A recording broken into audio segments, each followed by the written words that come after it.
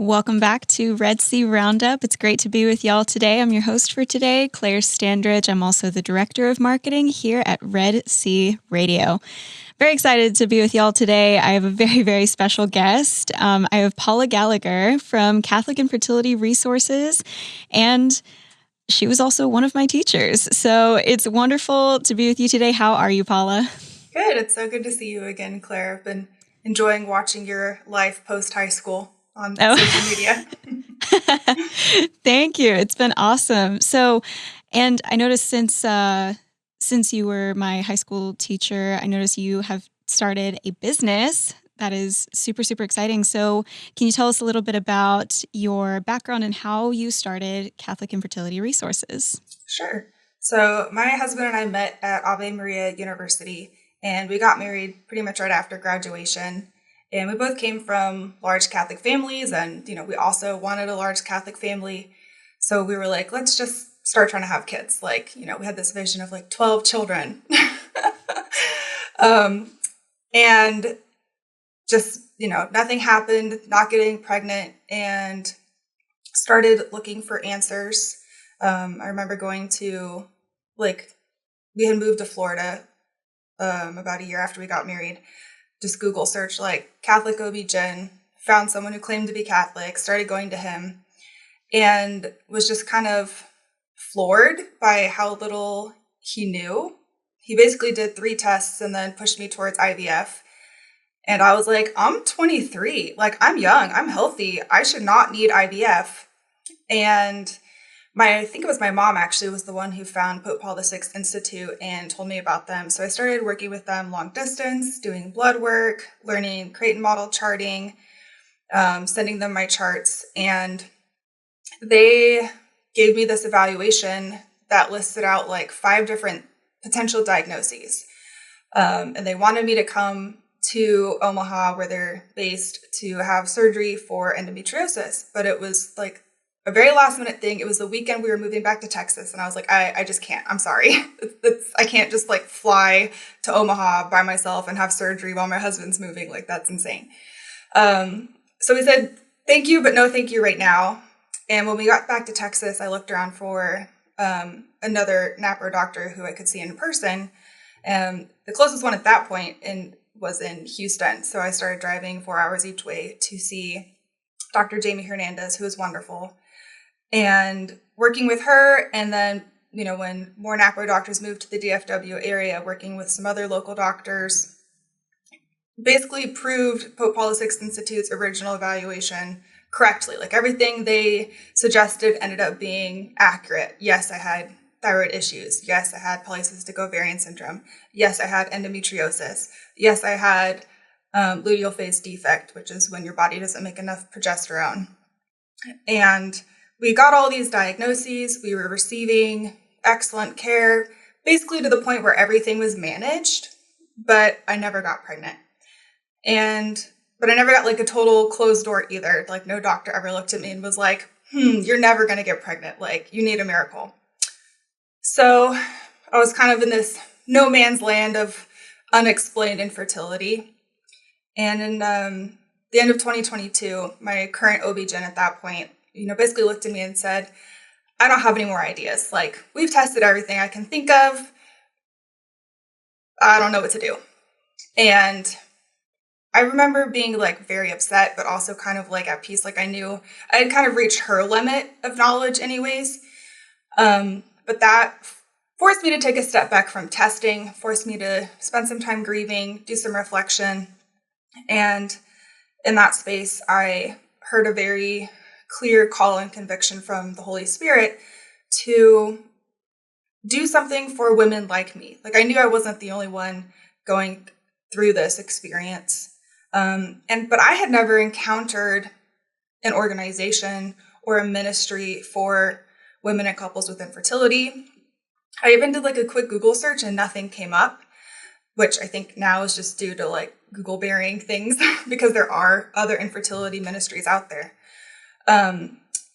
But that kind of led me to approaching our parish priest and saying, hey, there's this need, and I have the personal experience and the history of opening up and sharing with other women who are also struggling to get pregnant to make like a support group at our parish for other women who are struggling to get pregnant, who are experiencing miscarriages, who have gone through stillbirth and who need support. So fortunately, he said yes. So the beginning of basically January 2023, we had our first meeting. But while I was preparing for that, I was like, I need a place to put everything that I know.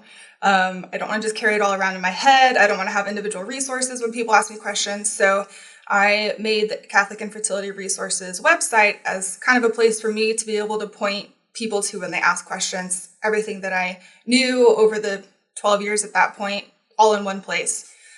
So that website it's just kind of a database of places to start, links to other, books, other Catholic infertility resources.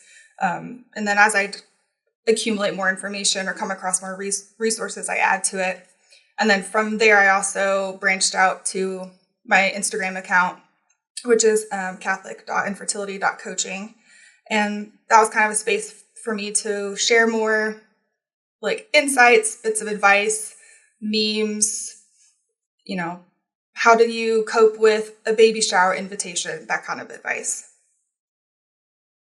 Yeah, that's wonderful. I absolutely love hearing that story. And I'm sure there's so many people listening right now who can relate and who are definitely going to find, comfort with Catholic Infertility Resources and just a sense of community. That's so wonderful. Thank you. So with that being said, so the doctor who immediately tried to send you to start IVF. So can we just do a quick overview of, what is IVF? What do those treatments entail? Sure. So IVF stands for in vitro fertilization, and it's an artificial reproductive technology. There are other procedures that are considered that, but 99% of artificial reproductive technologies are IVF. So it's the predominant use of like reproductive technology nowadays. 2% of all births in America are from IVF. And the way that the procedure works is the woman is given medications and high dosage of hormones to stimulate her ovaries to develop and mature multiple eggs. Typically in a normal cycle, your body will release, let's say 10 eggs from a vault, because your ovaries contain millions, thousands of eggs. And each cycle, it will release a number, quote, from the vault. And then one of those eggs will be selected to fully mature. So out of that 10, in a normal cycle, one of them matures and is ovulated. In IVF, the first step is usually egg harvesting. So the doctor wants to kind of force the ovaries to unlock lots of eggs from the vault and then to make as many of them mature as possible. So depending on the age and the health of the woman, you might get 20 eggs, you might get 5. It's very dependent on the woman's personal history. But let's say 10 eggs mature and they are, quote, harvested. They're basically removed with a syringe. And then for the man's side, the sperm is collected either typically through masturbation. Sometimes if there is maybe a moral objection to that, or let's say the man was born without the vas deferens, which is the tube that helps deliver the sperm. This sperm might be removed with like a syringe, which sounds terribly uncomfortable. But yeah.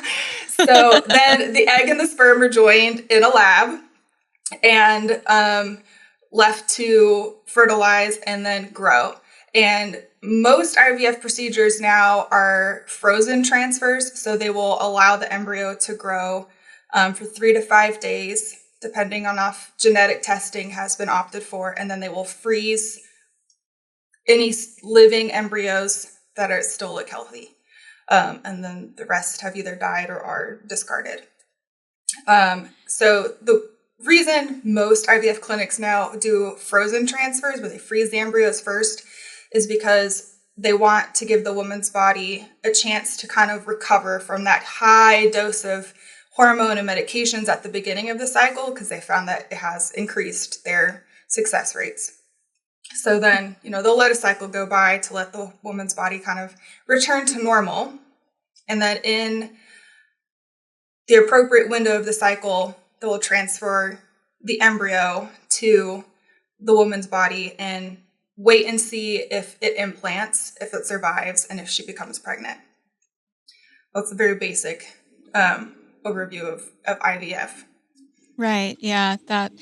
Gosh, and even just the quick overview, it sounds extremely invasive and just...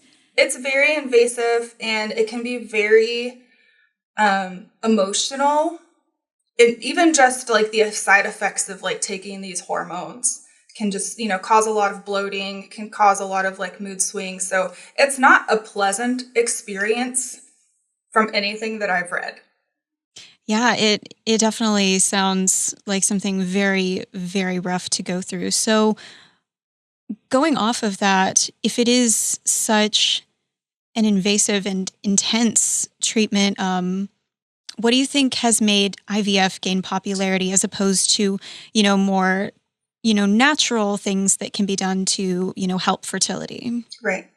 So one reason is I think that in general, medical doctors are not taught very much about women's health.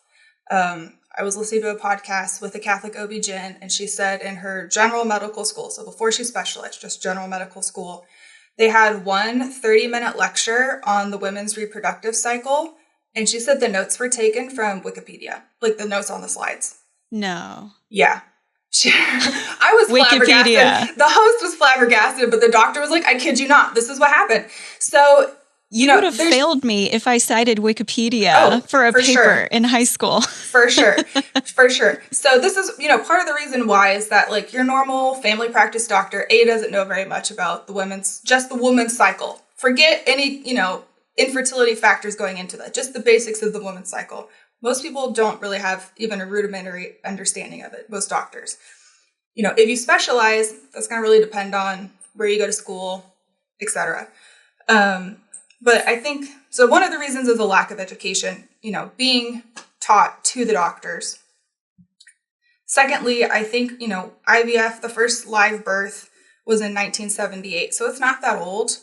It was very exciting that they made this happen, and it just kind of became the go-to because you didn't have to figure out what the root cause was. You could just kind of go around everything, and you could, for doctors, you could make money off it. For couples, it was like a quick fix. And a lot of other research stalled because of IVF and other reproductive technologies. So there's a lot of factors for like why that became so normal, but it was the easy answer, I think, is for a lot of the reason why it became so popular. It was just the easy answer. Certainly. And do you feel like it's still the quick fix, the easy answer? And how have you seen, do you feel like it's people's perception of IVF that keeps it popular, or is it perpetuated by the media, perhaps? I think it's some of both. As time has gone on, technology has gotten better, so the IVF process has gotten more successful. It's still very, I think one of like the infertility myths is that like IVF is the best solution. And there's a lot of good kind of marketing around it, but there are people who are talking, about their experiences. It's expensive. A lot of infertility treatments in general, including IVF, are not covered by insurance. So I think it was the Department of Health and Human Services said like the average cost of one cycle of IVF is about $20,000 out of pocket.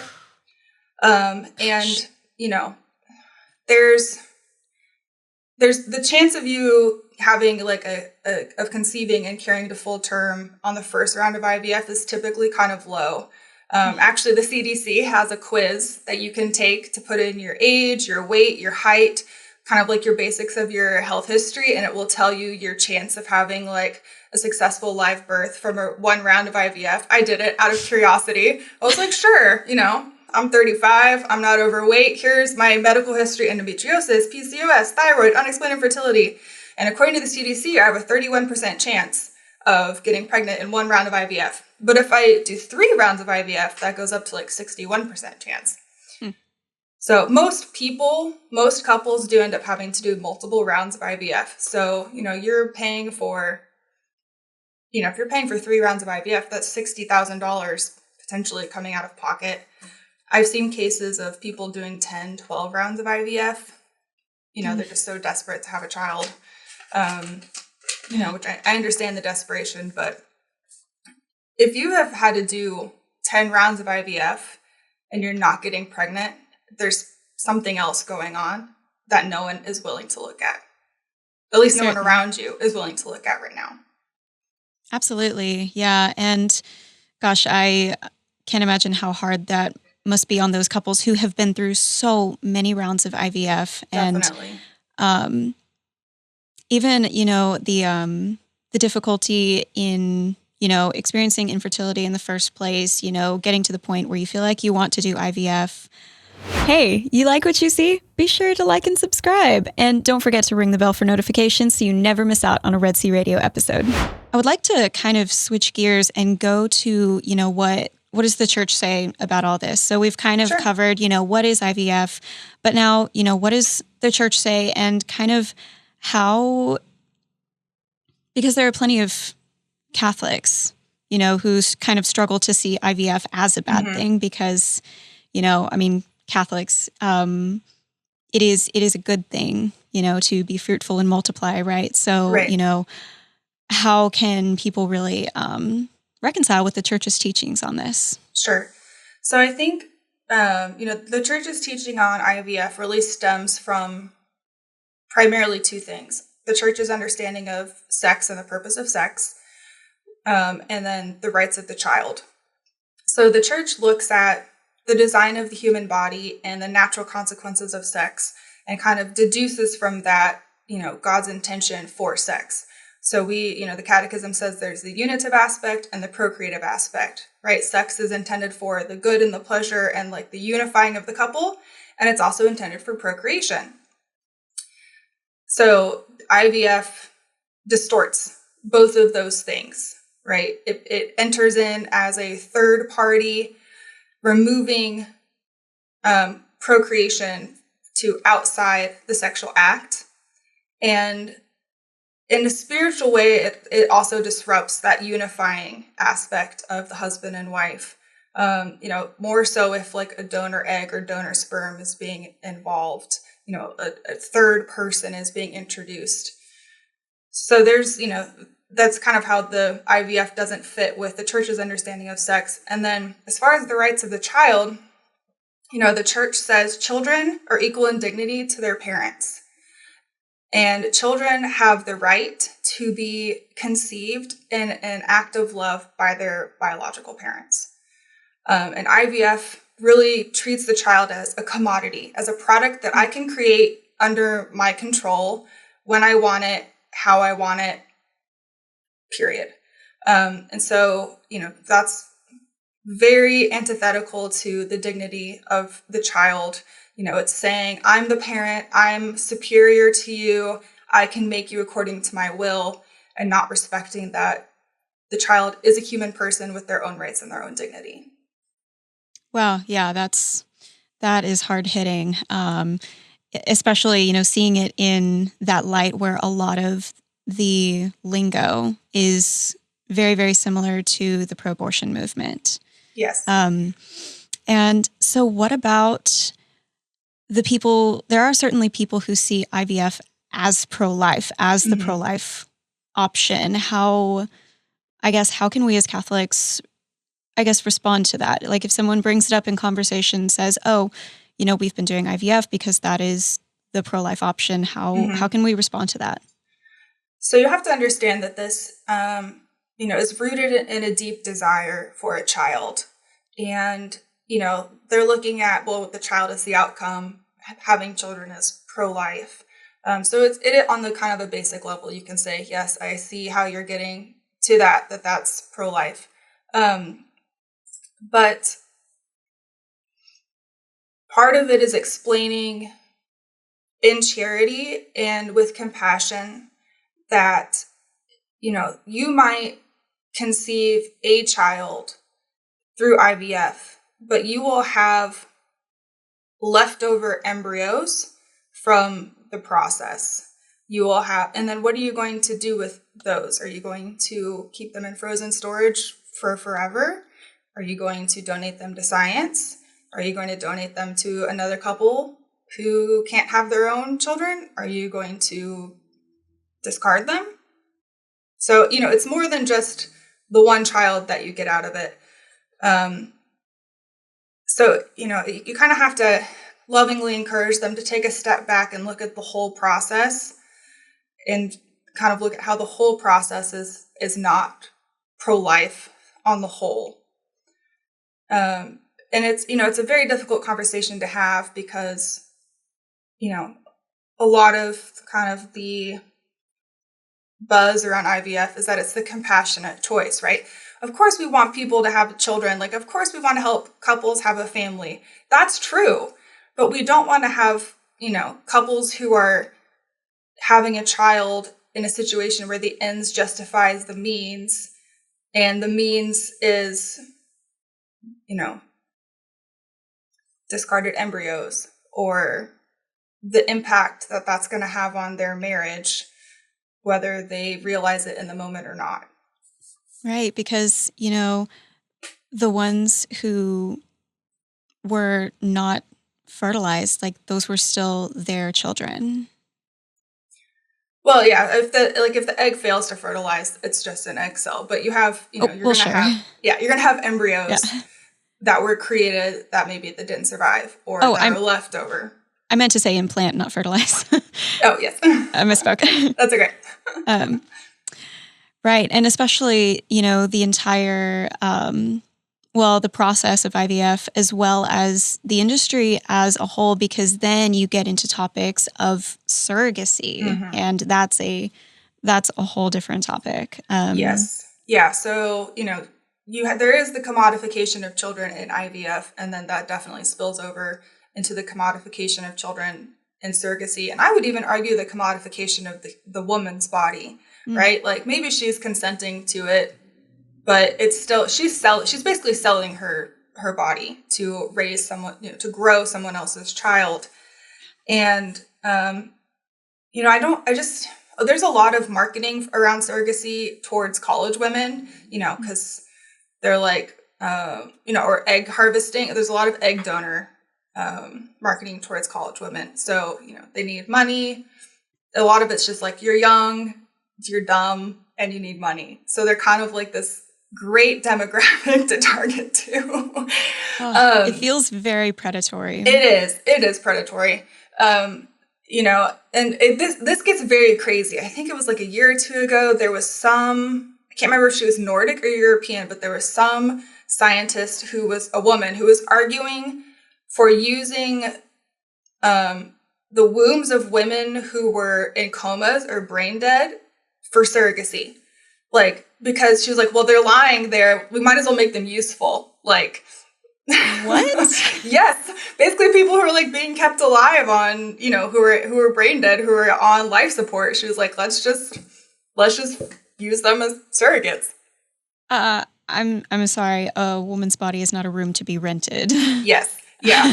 So, and the sad thing is, I think a lot of women who go through the surrogacy process as the surrogate mother, like, don't realize what that means, right? To be pregnant, to feel the child inside you, to spend 9 months, being a mother, even if they're not fully conscious of what that means, giving birth and then having to give up this child who, and then for the child, like, they're being removed from the voice that they know, the heartbeat that they know.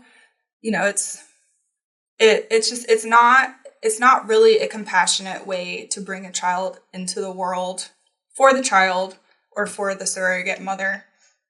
It is very much a commodification of both. Absolutely. It's hurtful for just everybody involved. So going off of that, we've established that IVF is not the option. Mm-hmm. So Catholic couples, what are the options? At the beginning of the episode, you mentioned NaPro. Can we dive into what is NaPro technology? Sure. NaPro Technology stands for Natural Procreative Technology.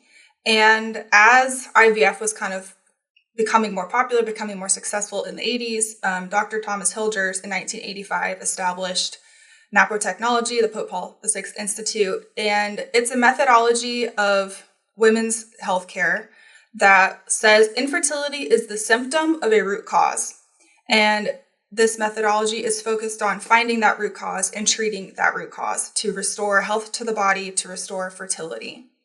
So there are all sorts of testing protocols. If you go to a NaPro doctor for the first time, typically they want you to learn Creighton model charting, which looks primarily at cervical mucus. So you're tracking your biomarker of cervical mucus throughout the cycle, which changes when you're fertile, changes when you're not fertile, and can be used to both achieve and avoid pregnancy, and it can also be used to help diagnose in the method. So there's a whole testing protocol. They're going to look at blood work. They're going to look at your thyroid hormones, estrogen, progesterone, lots of other hormones. There's tests for, do you have polycystic ovarian syndrome? Do you have endometritis, which is an infection of the uterus? Are you ovulating regularly, right? They might do like an ultrasound series to watch your ovaries for a cycle and see if you're actually ovulating. Is your uterine, does the lining of your uterus, do you have polyps? Do you have fibroids? Do you have adenomyosis? And then endometriosis is a big one. Endometriosis is unfortunately the only way to really diagnose is to open you up and look. That's like the gold standard. Now with MRIs, if you have like severe, or if you just have endometriosis like on a soft organ like your intestines, sometimes that shows up on an MRI, but not always. So really, if you suspect endometriosis, they're going to recommend doing I can never say the word, so I'm not going to say it, but they're going to recommend looking at cutting you open, small incisions and looking to see if it's there. And then if there is endometriosis there, the gold standard is excision. So actually cutting it out and removing it from your body. And sometimes a second surgery is scheduled for that, depending on how much endometriosis was found. Mm. So the church, permits anything that restores and heals the body and is helpful, helps the marital act. So, any and all of these things are permitted. So there are many options for Catholics. You just kind of, unfortunately, have to figure out where to look and find a doctor who's also willing to look and find the root cause and knows how to treat the root cause. So, doctors who have been trained in NaPro technology, there are varying levels of training. So some of them are surgeons or fellows, not all of them are, but most of them will still follow this kind of this standard testing protocol. And if they suspect you might need a surgery, they might recommend you to, a NaPro surgeon. Might be in another state, just depends on where you live. Yeah, but correct me if I'm wrong, NaPro technology is starting to get more and more widespread and pick up more steam. It is. Yeah, it is. And there's also kind of broadening into restorative reproductive medicine. So, not necessarily, just like Catholic OB-GYNs, but this idea of let's restore instead of just try to shortcut is definitely gaining popularity and gaining ground. Yeah, I agree. I've been seeing a lot more people who are very much for, natural solutions, and it's not just in the Catholic circles. So that's really good to see that, God's original plan for everything is becoming more widespread, and, people are for God's original plan without, even if they don't know it. Yes. Yeah. So with the few minutes we have left,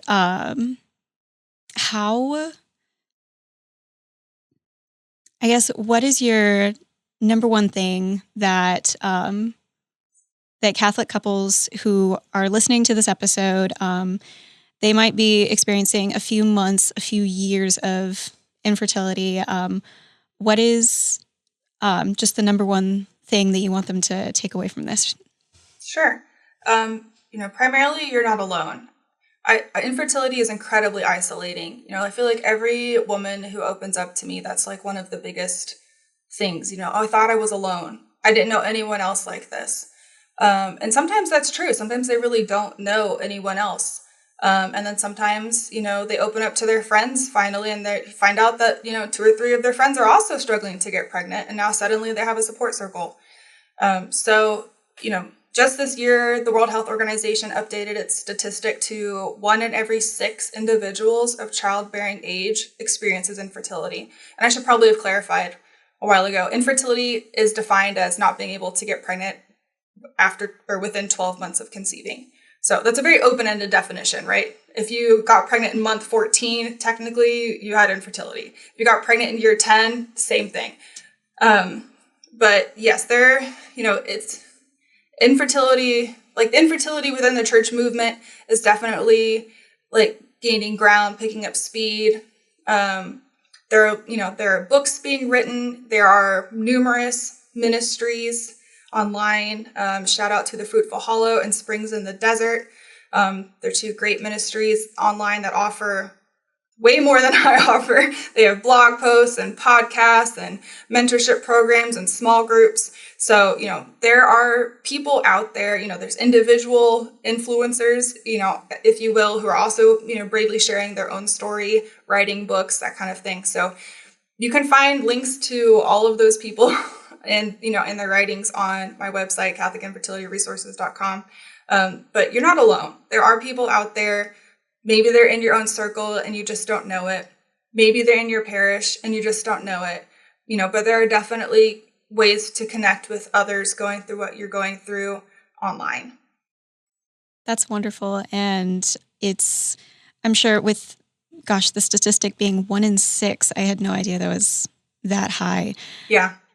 And with, infertility rates, climbing, it seemed to climb over the last few decades. It has. There was a study that came out within the past few years that said, or that found that global sperm counts have dropped 62% since 1973.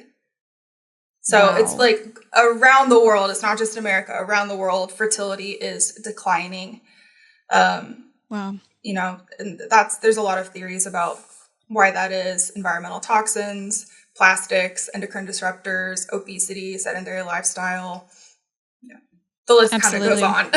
Yeah. No, absolutely. But even with the numbers being as high as they are, I think there's definitely more of a need for perhaps the loved ones of people experiencing infertility, or, the friends, the family. How can people respond, or how can they, navigate caring for this couple of theirs struggling with infertility?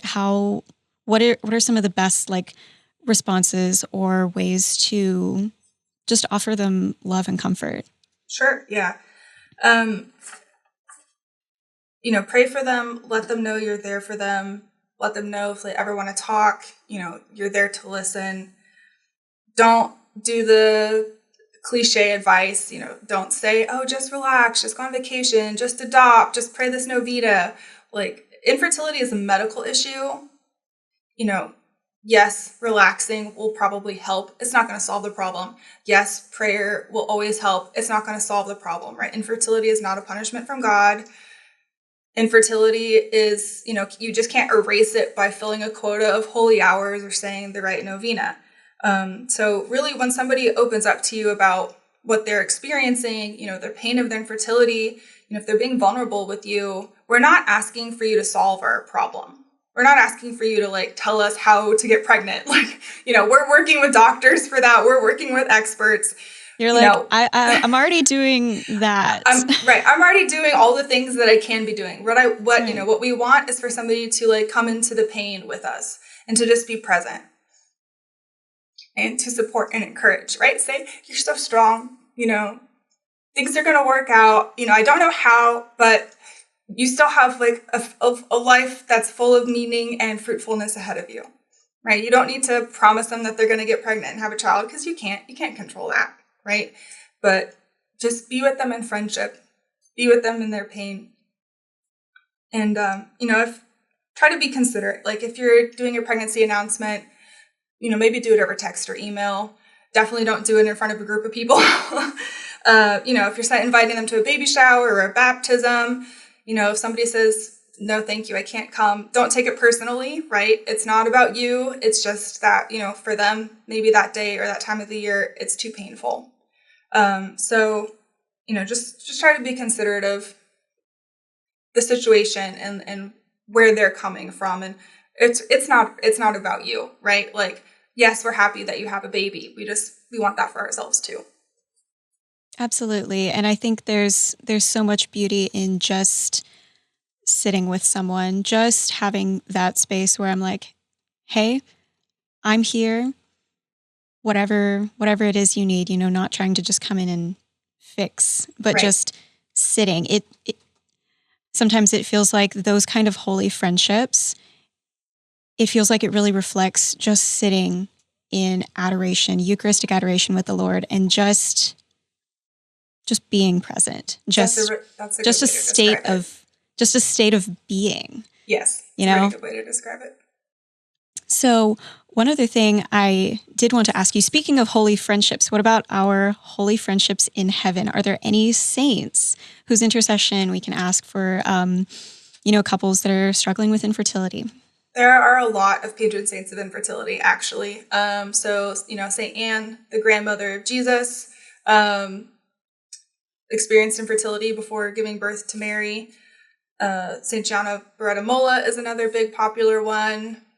There's some kind of random ones like St. Anthony of Padua, St. Raymond of Nantes. Like sometimes it's just like they had one encounter with a woman, or like St. Raymond was actually delivered by a C-section. So sometimes the connections to like infertility or miscarriage or adoption, like St. Thomas More is a patron saint of adoption, are like, sometimes they're kind of random, but there are a lot. If you go on my website, I have like, maybe 12 or 15 of them listed like throughout the whole year with links to like their stories if you want to read more about them. Oh, that's great. That's wonderful. And speaking of your website, can we wrap up with just kind of an overview of your Catholic infertility coaching? What kind of coaching do you offer, and how can people find you? Sure. So you can go to the CatholicInfertilityResources.com website for just general information and resources about infertility. If you're curious about working with me one-on-one virtually, that website is the CatholicInfertilityCoaching.com. And then you can always DM me on Instagram at Catholic.infertility.coaching. And the coaching is kind of an extension of like the mentoring have been doing with my women, like in person, helping you figure out like what your testing options are, how to advocate for yourself at the doctor's office. We're going to talk about grief and how do you cope. People are asking you invasive questions. What's a good way to respond? Maybe all your friends are pregnant and you're feeling left behind. So just, I've been doing this for 12 and a half, almost 13 years now. I've been where you are, and by the grace of God, I got through it. And so I'm able to kind of extend a hand back to where you are and say, you can get through this too. Here are some tips to make it a little bit easier than figuring it out on your own. Absolutely. That is so wonderful. And correct me if I'm wrong, you wrote an article about this for EV Magazine, didn't you? Probably. I've written lots of infertility related articles for EV Magazine. I'm the senior editor there. Are you really? That's wonderful. I am. Yeah. So I've written about different infertility conditions, PCOS, endometriosis. I've kind of written a little list of everything I've done, although I might need to update that. That was a few years ago. I've shared a little bit about like my foster care experience. Pretty much any time I'm feeling worked up about like something infertility related, I'm like, telling my bosses, okay, can I write this article? They always say yes, so that's nice. Well, that's wonderful. anybody listening right now is interested in reading your articles, how can they find those? So you can go to evmagazine.com and search my name, Paula Gallagher. I also, on my coaching website, so CatholicInfertilityCoaching.com, on the About page, if you scroll down to the bottom, I have linked, podcast appearances, articles I've written for EV and other places, radio interviews. So if you want something a little bit more in depth, beyond like an Instagram post that I made, that's a really good place to look. Awesome. Well, Paula, I just want to say thank you so much for coming on Red Sea Roundup this week to talk about some very, very prevalent topics in today's world. And anybody listening right now, if you would like to find her website, more about her resources, please do check them out. Thank you for having me. It's been a joy to talk to you and see you again, Claire, outside of English class. Yes, for sure. It's been wonderful to see you too, and we hope we can have you on again another time. Awesome, that'd be great. Yeah, absolutely. All right, thanks so much for watching Red Sea Roundup.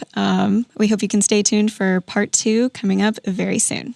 Glory be to the